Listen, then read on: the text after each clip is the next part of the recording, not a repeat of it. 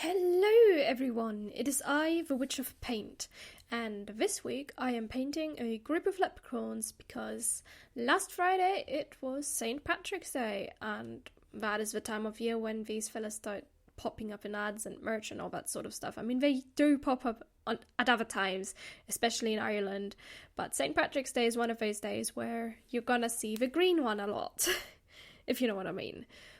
So I thought, why not draw them? A group of them. At first I wanted to draw one, but then I started reading stuff about leprechauns in my Irish fairy tale book, which is the only source I'm using at the moment for this video. Just things I found in that book, basically. And this time I will try and leave a link down below to the book. Maybe a few different links, I don't know, depends what I find. First up, what I found very interesting from the start when I started reading the Leprechaun story in the book, which is just titled The Leprechaun, but interestingly it's spelled with a W-N at the end rather than the U-N, but I think it results in the same sort of pronunciation, so maybe it's just different way of spelling leprechaun. Or maybe it's the only right way and everyone else has been doing it wrong for an eternity and now we should all feel bad for ourselves. Anyway, another thing I want to sort out from the start is that since usually leprechauns are portrayed as a man or a boy or a guy in general, I will use the pronouns he, him, mostly because it's also something that the book itself does all the time. They refer to the leprechauns as he, him. I don't know why leprechauns are always male. It's not my invention. Maybe there's some female leprechauns out there, but usually they're always portrayed as a guy, so I'm gonna use he, him when I'm referring to a single leprechaun. Plural, obviously I'm gonna use they, them, but to avoid confusion, that's what I'm gonna be doing. Now, that's out of the way, let's talk about leprechauns themselves. A leprechaun is neither good nor evil, as his father was an evil spirit and his mother was a degenerate fairy. I had to Google the word degenerate. It essentially means the fairy was basically corrupted. Presumably by said evil spirit, probably. That's what I imagine happened. The evil spirit corrupted the fairy and now they had a kid. Makes me wonder why the leprechaun isn't evil by default then, but maybe it's because he grew up amongst the fairies, who knows. But generally a leprechaun isn't good or bad, he's just very mischievous and likes playing tricks on people and being mean. As for his outfit in the book, it is described very differently to the popular depiction of the leprechaun that you would usually see when you put leprechaun into, say, Google. The one in the book that I've read is not dressed all in green at all. In fact, different, areas of Ireland dress the leprechaun a little differently and call them by, different names. But something all the leprechauns that were described in the book have in common is that they are small and some part of their outfit, usually their jacket, is red. So it kind of seems that the leprechaun colour, the main colour they have, is red and not green. And since, the book describes a few different leprechauns, I decided to draw a bunch of them, basically. Each of the ones that are described, except for the first one they described, mainly because I wasn't sure that 7 leprechauns would fit on there.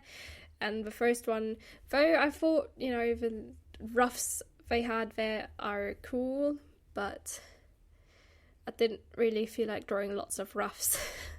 And I wasn't sure what they meant by roundabout as an outfit. Maybe you guys know, put it in the comments, and maybe one day I'll draw that leprechaun separately. But, these drawings are small, so they may not actually be accurate to what the book described them to be, but I did my best, okay? The first one I drew was the one that is most popular in when a leprechaun is depicted. He's the one that's wearing all green, that's got the little top hat, and is sitting on a pot of gold at the end of the rainbow. That's usually the sort of image that comes to mind for me when I think of a leprechaun. Then the second one I drew is basically the first leprechaun that was described with Elizabethan ruffs and frills on the cuffs. But because he's living around the western coast of Ireland, he disposed of ruffs and frills and is instead wearing a frieze overcoat. Like I said, I'm not very knowledgeable about fashion terms like this, so I just put him into an overcoat that seemed right, to me at least. And this guy is also riding a sheep. Because according to the fairy tale book, if the leprechaun decided to go somewhere that he didn't want to necessarily walk to, he would take a sheep or a goat or sometimes even a dog, depending on which animal is available, and then just ride them to wherever he wanted to go. And basically that's why sometimes the animals seem tired in the morning. Then I drew the leprechaun from the northern area of Ireland, which is called the Logarryman. I don't know, Logarryman? I'm not sure how to pronounce it. But he wears the uniform of a British infantry regiment, and after a trick he likes to balance on the tip of his hat. And that's basically the pose I decided to draw him in. They didn't describe much else about him, so I guess he's just, as mischievous as the other guys. And then sitting upon the tree branch there is the Lurigardon from Tipperary, a leprechaun who wears a slashed jacket, and I have no idea what exactly that means, but it's also red. He also carries a sword which doubles as a wand, which I kind of love. It's just the idea of a small leprechaun swinging the sword around and performing magic with it it's just funny to me. And then we have also got the Luricon from Kerry, who's described to be, well, the book uses the word fat. I am sorry if that is offensive to anyone, but generally, round person. He wears a cutaway jacket, which is, yep, you guessed it, red. And this jacket has also got a little detail that it has 7 rows of 7 buttons in each row. I didn't quite exactly draw that though because the arm is in the way, and that was basically my way of covering up the fact that I didn't have enough space to put all 7 buttons in 7 rows. 7 buttons, 7 rows. 7 buttons in every one of those 7 rows. You know what I mean, it's a bit confusing.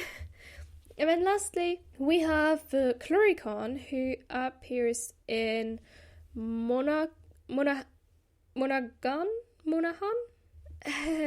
Sorry if I'm mispronouncing these things, but he's a little fashionable guy wearing a swallowtail red jacket, a green vest along with it, which is the only green thing any of the leprechauns described in the book wear. He also wears white breeches, black stockings, and some very shiny shoes. And I forgot to make the shoes shiny in the drawing, but it doesn't really matter. And he's also got a cone hat, and that's basically his outfit. I wasn't sure what pose to put him in, though.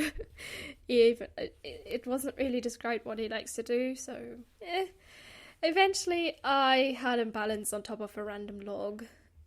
This painting is chaos, and I love it. So, now we have established the characters of this painting, let's talk about leprechauns a little bit more in general, like, not the specific leprechauns they are, and just generally. So, something leprechauns absolutely hate from the bottom of their hearts is schools, because teachers tend to go, no, they don't exist, guys. Stop fawning about leprechauns. Apparently that's why. But because of this, they stay far, far away from any neighborhood even that has a school somewhere in it. Kind of relatable if you ask me. Schools can be not so great places to be at. It can be, But let's not get into that. But apparently, since Ireland now has so many schools, leprechauns are becoming more scarce. At least, that's what they say. Because teachers are just that frightening to them, I suppose. Now, okay, of course, the thing that leprechauns are most famous for are their gold. That's usually what, comes to mind when you think of leprechauns. Oh, they've got a pot of gold at the end of a rainbow. Didn't really say that in the book, per se, like with the rainbow, but they do hide their gold. And apparently the only way to get to that gold is to catch a leprechaun and make him tell you where it is. And that's obviously by no means easy, because one, a leprechaun loves running around and skip about, and he'll never let you catch him unless his shoes are run through, at which point he will sit down and mend his shoes, which apparently is the best time to sneak up on one of these little fellas, grab them, and I guess make them tell you where their gold is. But honestly, even then, the leprechaun would probably lie, because he's not about to give up his gold, guys. Occasionally, the characters of the stories do get the gold, but more often than not, the little leprechaun just tricks them. Now, along with having a hidden pot of gold somewhere, a leprechaun also carries a magical purse that, no matter how often you take a shilling, that's what the book said, from it, there will always be one inside of it still. So you take one out and then go back in and there's another shilling there. But there's only ever one at a time, so you'd have to just pick the coins out one by one, but it will never ever stop. It's essentially an infinite wallet of sorts. But of course, if you are going to try and get a leprechaun to give you his wallet, you're gonna have to be careful, because they do carry fake purses with them that really only have a single coin inside of it, and there won't just be another one that appears once you take that one out. And before you know it, you have made a fool of yourself and landed in prison for ordering more drinks than you can pay for, like poor old Dennis O'Brien, which is one of the stories that the book talks about, who caught a leprechaun and basically choked him until he gave him his purse. But the purse was fake, and instead of checking if it was real or not first, Dennis decided to go to the pub and serve a round of drinks that he couldn't pay for. Yeah, he ended up in jail for that. I'm not even gonna say poor guy, he had it coming. Come on, you don't just attack people and steal their wallets. It's wrong. Guys, stop trying to steal the gold of some random leprechaun. Leave them be! Earn your money. There you go. Don't steal. Stealing is wrong. Anyway, one last thing that the book talked about was the fact that sometimes a leprechaun may get attached to the family, or well, a family to a family, and then stay with them and sort of like go with them when they're making a trip or something. But obviously you also have to be careful, because you're gonna have to feed the leprechaun, and it has to be food that is meant for him.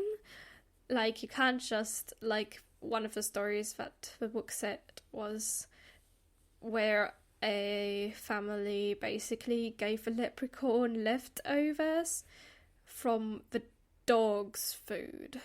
Yeah, understandably the leprechaun was not happy, and by the time they went to check on him the next morning, he was not only gone, no, he had replaced the wine of every barrel and bottle they had with water, so he basically did a reverse Jesus. So basically the moral of that story is, if you don't want to have all your wine gone and replaced by water, give your leprechaun proper food and not the leftovers from whatever your dog just ate.